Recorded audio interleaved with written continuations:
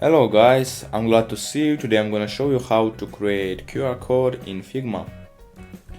Okay, first of all we need to open Figma in browser or in the app where you want. Okay, next click on main menu, click on plugins, click on manage plugins and find QR code generator. Looks like this. Let's say remove, then you can see how it looks. Okay, looks like this. QR code generate, click. Dave Williams, click on run.